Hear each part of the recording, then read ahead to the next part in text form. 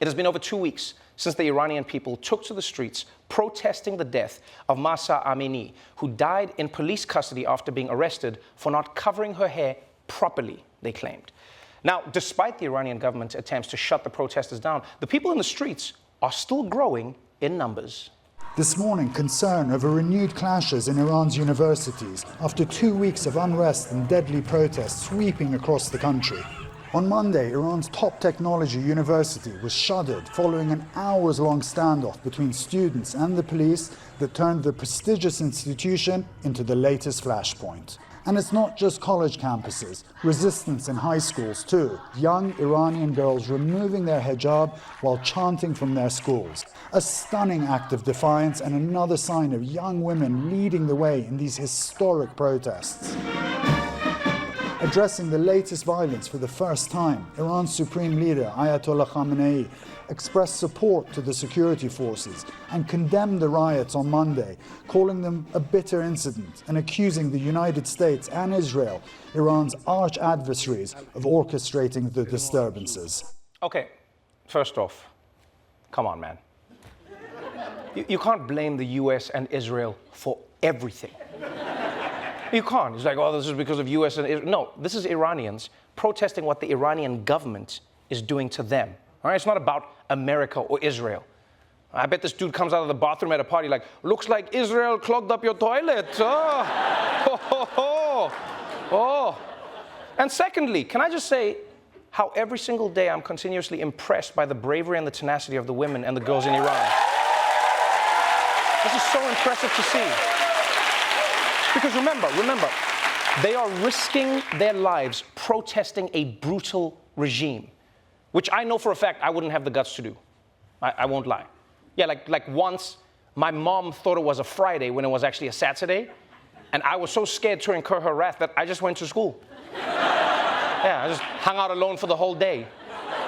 Somehow I still got bullied. Turns out the biggest bullies lie within. Anyway, let's move on to some breaking news about Elon Musk. The man who will save the world or blow it up by accident, could go either way. Every day it seems like the mad genius is in the news for something else. And over the weekend, he introduced his vision for the future.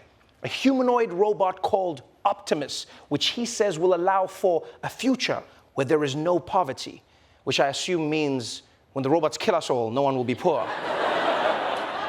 Then yesterday, the Musk made more news when he got in a beef with the president of Ukraine after Musk posted a Twitter poll asking whether Russia should be allowed to annex parts of their neighboring country. And people, not only is this insensitive, a Twitter poll is not the place to be deciding the future of a country. That basically has the same legitimacy as those fortune teller things you used to do in middle school, you know? It's like, this says you live in Hawaii and get married to Becky and then invade the Donbass region. It's not a thing, Elon. But if you thought that was big, this morning, Elon Musk made $40 billion worth of news. A dramatic new twist in the Elon Musk Twitter saga. After months of trying to back out, a new report says Musk is now going through with the deal after all. Musk is now reportedly proposing to buy Twitter for the original offer price. Bloomberg News reports Musk made the proposal in a letter to Twitter. He says he'll buy at the original offer price of $54.20 a share. Musk has been trying to back out of the deal, first signed in April.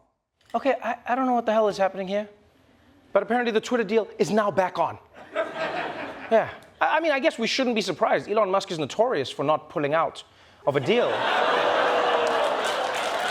He stays in there. He's consistent. And you know, one thing about this story, it just shows you how being a billionaire is so wild. You know, they go back and forth on buying a giant company the way most people move UGG Ultra Mini boots back in and out of their Amazon cart. They're like, are they ugly? Are they chic? Oh, I change my mind every day. Although on the other hand, this may be the most relatable thing that Elon has ever done, huh? Everyone does this. They try and leave Twitter with a big announcement just to come crawling back.